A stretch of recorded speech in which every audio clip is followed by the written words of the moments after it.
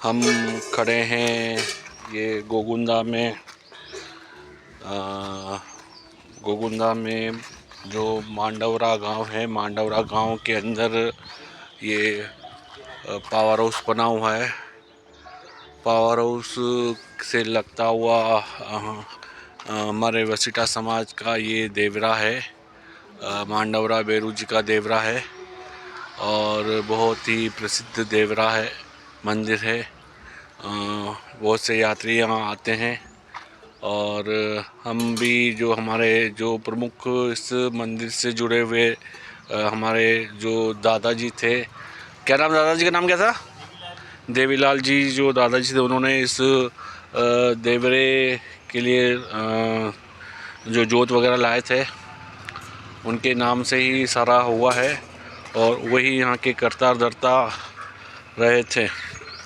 और हम आपको उससे पहले बेरू जी बाबा जी के दर्शन करवाते हैं और ये हम मंदिर की तरफ चल रहे हैं। और पहले ये मंदिर के अंदर के दर्शन हैं। आप ये मंदिर के बाबा जी के दर्शन कीजिए, भैरवनाथ के दर्शन कीजिए।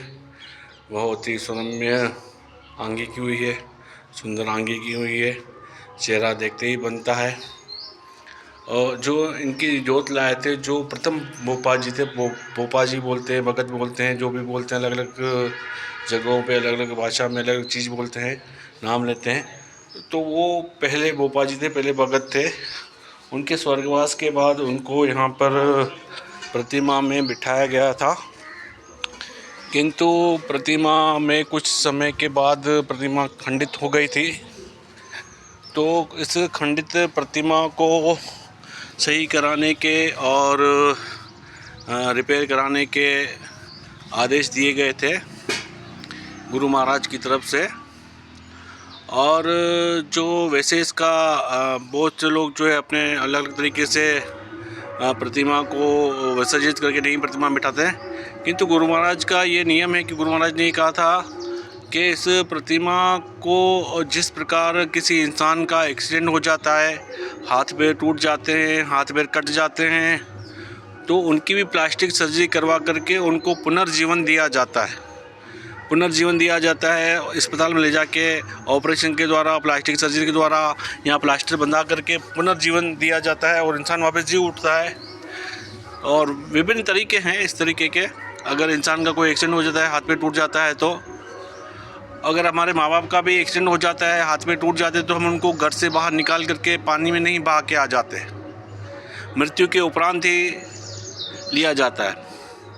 मृत्यु के उपरांत ही उनको जलाने के बाद पानी में अस्थियां विसर्जित की जाती है। जबकि ये सिद्ध प्रतिमा है, तो सिद्ध प्रतिमा को कभी भी निकाल करके पानी में नहीं बहाया जाता है, बहुत रियल केस में ही पानी में बहाया जाता है।